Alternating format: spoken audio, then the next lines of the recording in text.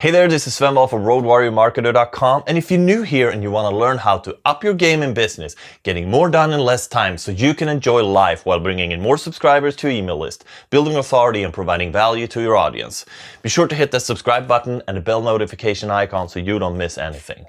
So email mashing is basically what I call my whole process of going through the email and never really attaching myself to any email message. I just want to get it out of the way as soon as possible, because it's pretty amazing how much time you waste spending time in your email inbox.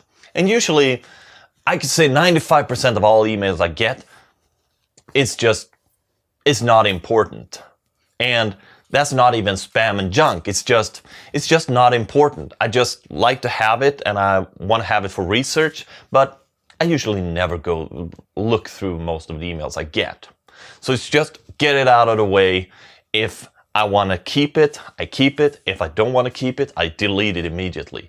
I don't save stuff for maybe this will come in handy. I used to do that and I got a whole warehouse of old emails collecting digital dust.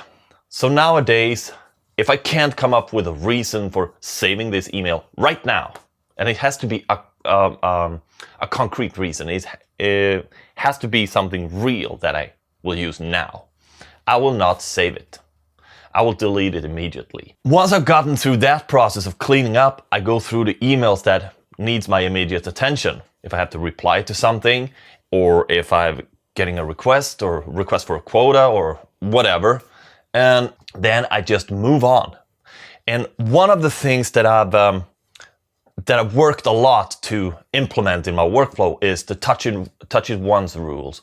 The touch it once rule is basically you have to make a decision once you've touched your email. If you've opened the email, make a decision on what to do with it. If it's something that you have to postpone for later, put it in a folder and get back to it. Put it on your task list. That's what I do nowadays. It took some time to get adjusted to this whole mentality, but once I got into it, I just delete, like, as I said, 95% of my email, I just delete them. And I got 5% left. Some of them are really important. I have to respond to them or reply immediately. Some of them can wait. But it's just amazing of how much time I've regained by not spending time in my email inbox. And not reviewing the same email it just saves a lot of time.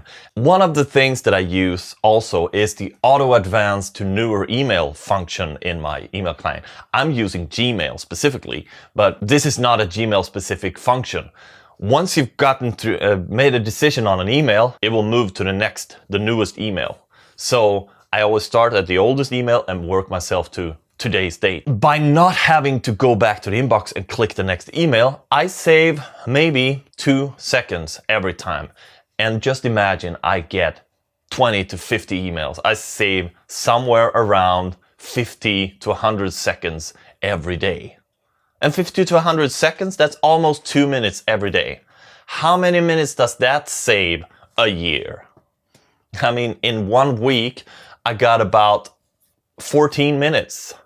In 1 month, I've saved 1 hour. So in a whole year, I saved over 10, 12, 15 hours. So that's almost 2 days of work. That's pretty amazing if you think about it. Save 2 minutes. It adds up. So that's the whole process. I'm just trying to move through the next.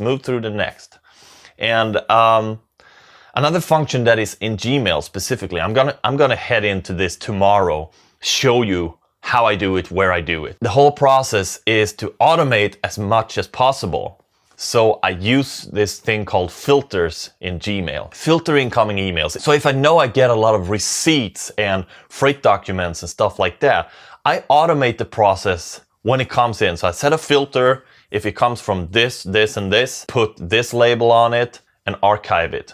And I can find it when I need it. So for example, whenever I'm going to do my books, I just head into the email client, with the label of receipt. I can find all my emails that is relevant for this month and I can punch right through it. So that's usually how I use my email client. If you've enjoyed this quick tip and you found it useful, be sure to hit the thumbs up. And if you're not already a subscriber and you want to learn how to get more done in less time and up your business game, hit the subscribe button right now. Thanks for watching, and join me tomorrow as I'll get into a screen capture of all these things I've talked about in today's video when it comes to Gmail.